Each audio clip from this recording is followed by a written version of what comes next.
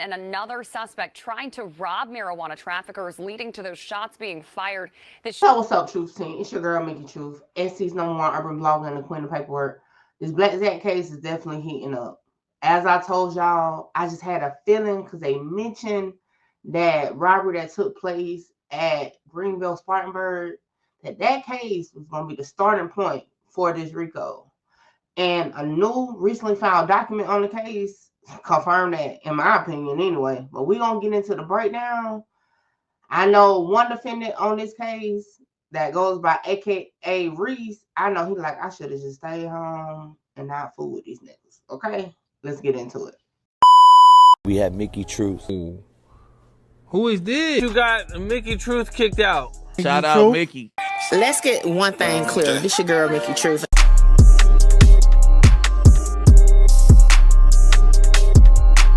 A Midlands man will spend almost 20 years in federal prison for causing a shootout at GSP Airport. On your screen now, Kendrick Corbin. He pleaded guilty to armed robbery, conspiracy to distribute marijuana, and a gun charge. Corbin and another suspect trying to rob marijuana traffickers, leading to those shots being fired. This shootout happening in January of last year. And today, Corbin was sentenced to more than 19 years in prison.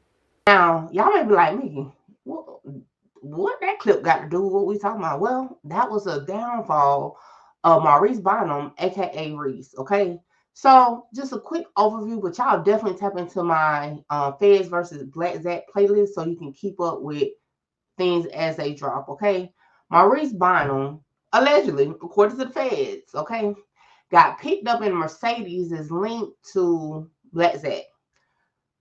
The driver of the Mercedes is the guy you seen in that clip. That guy actually had the Feds on his trail because they had determined that he was the other person with Fat Loke during the shootout.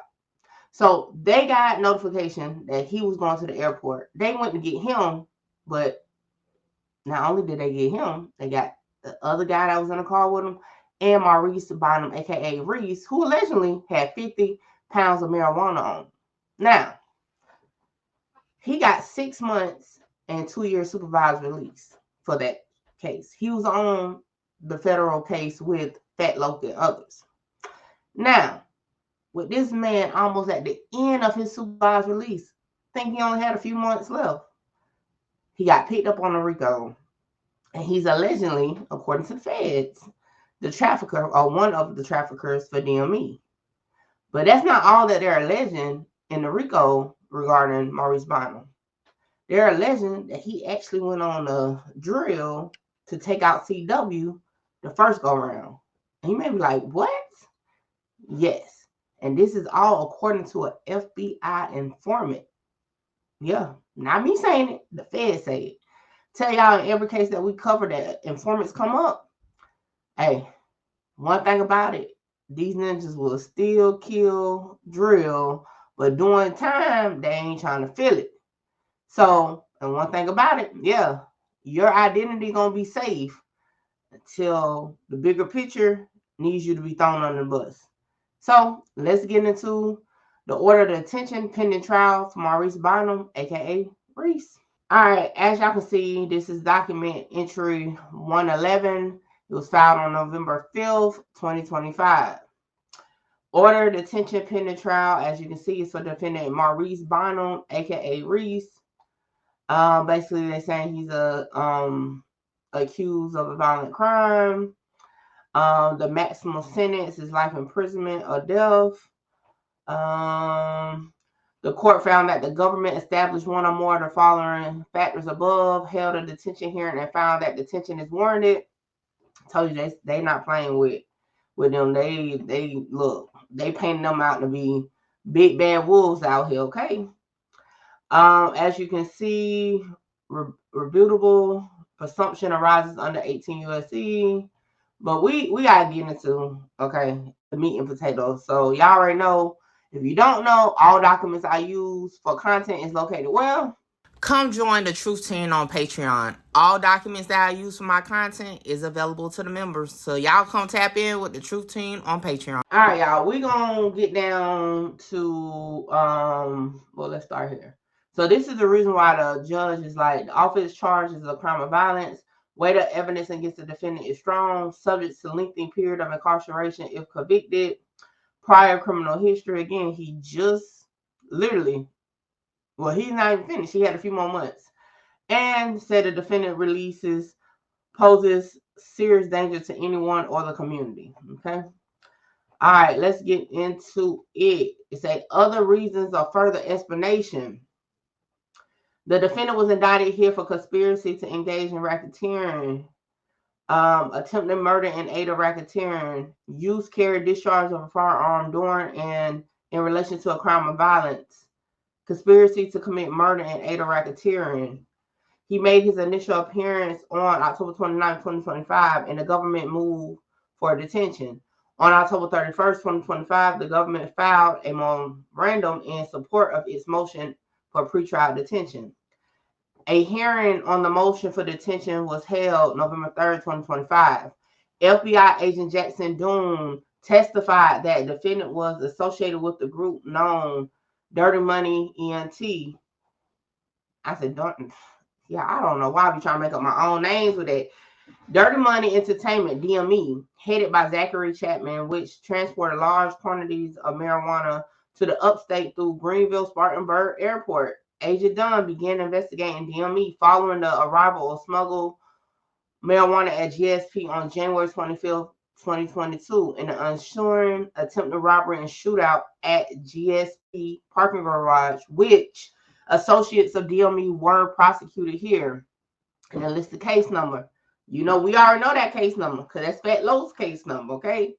And not only is it Fat Lowe's case number, it's also Maurice Bynum's case number because he was a defendant on it, as I already broke down previously.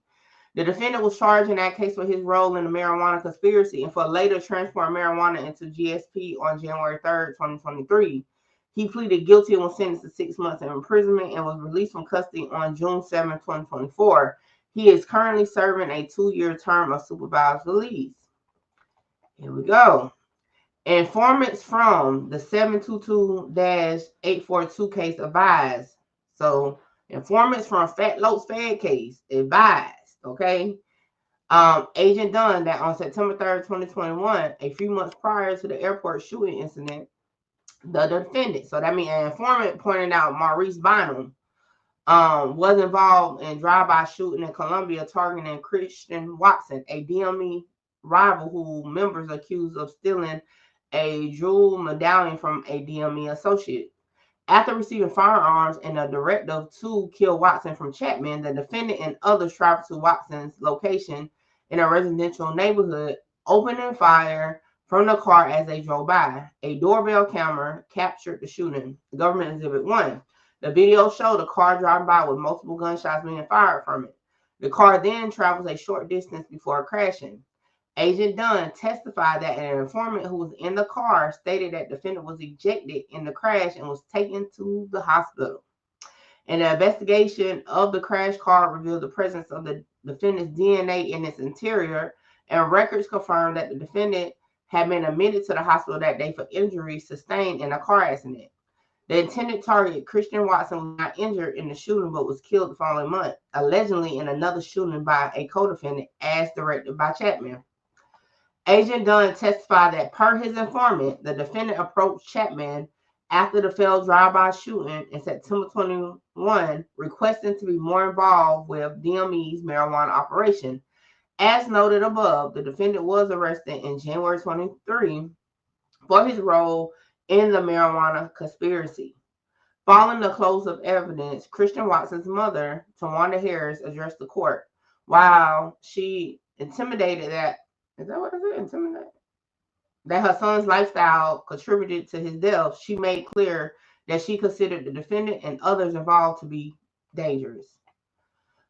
By way of cross-examination of Agent Dunn and summation, the defendant challenged the government's investigation, questioned the reliability of the informants and whether the defendant was in fact a member of DME, and whether he could in fact be identified as a shooter since no gunshot residue tests were performed. Also questioned was the FBI's failure to identify and apprehend one of the other shooters allegedly in a car with the defendants during the shooting. The defendant argued that he is proper candidate for bond. His criminal record consists of only the above noted marijuana conviction for which he was released from prison last year. Further, he has conducted himself well while on supervision residing with his grandmother, having care for her and his sister with special needs, and having committed no violation resulting in revulsion. In addition, the defendant has found employment as a mechanic, and his manager wrote a letter of support read into record by counsel. Also, the defendant's mother and two sisters appeared in court in support of the defendant, with his mother offering to serve as a third-party custodian for the defendant should he be released on bond.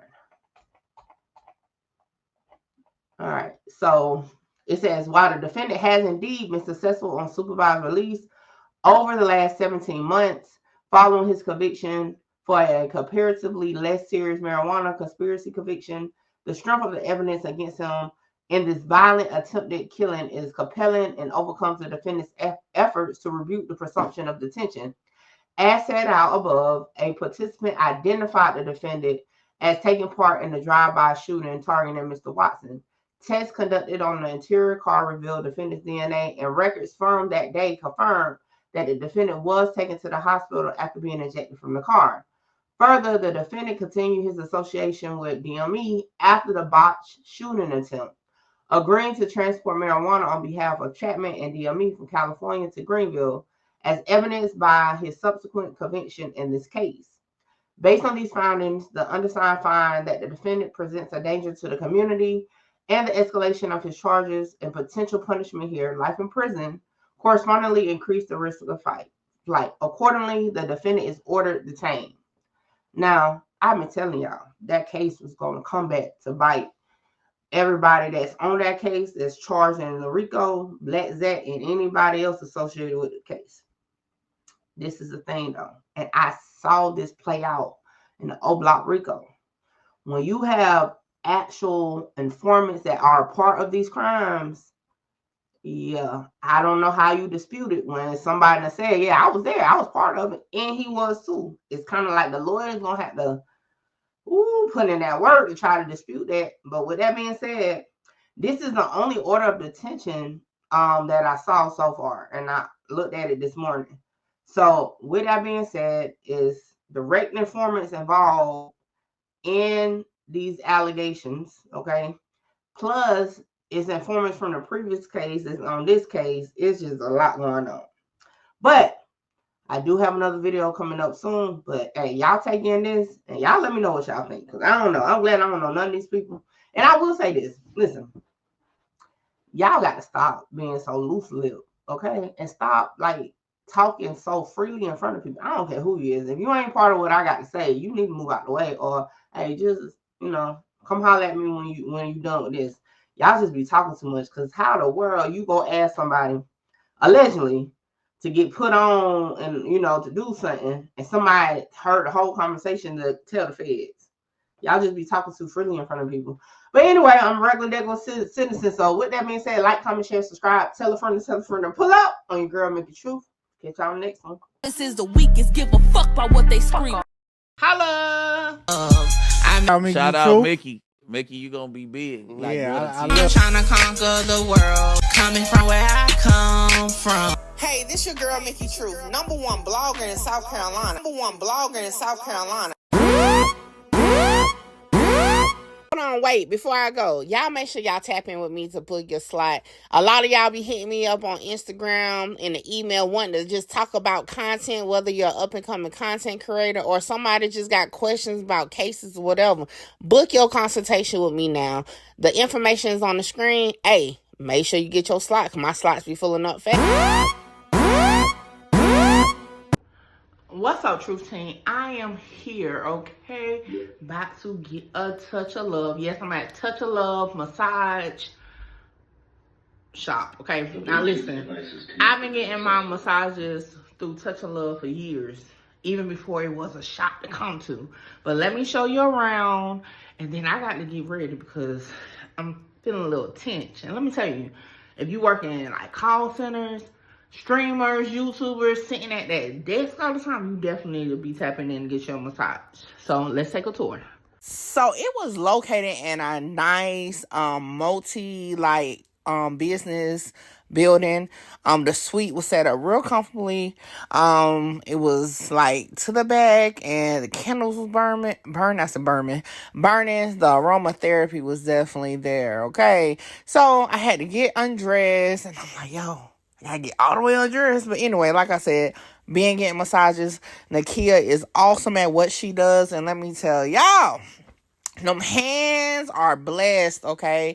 I got the full body massage, including, okay, the hot stones. And when I say that hour went so fast, I even went to sleep. And I always go to sleep during massage for some reason. But yeah, definitely needed that because y'all know I had a night ahead of me, okay? Hey guys, I'm Nakia. I am the owner-operator of Touch of Love Massage Services. I always start with people. I start with the information of what massage is. So massage is the manipulation of muscles. Exercise is the manipulation of muscles. The only difference is we are manually using our hands to do those activities. So a lot of people look at massage as a luxury when really it's a health necessity. So I'm more on the medical side of things. So if you're experiencing any pain of any sort, muscles is 90% of pain, so I would recommend you to come and get a massage. How can they follow you? I do have my business page, Touch of Love Massage Services, on Instagram. I have Touch of Love Massage Services on Facebook, and if you want to set an appointment with me, you can look me up on Setmore. It's an app platform online where you can book appointments. Hey, there you have it. And y'all, I feel like a new woman, but now it's time to party, so I'll catch y'all on the next one.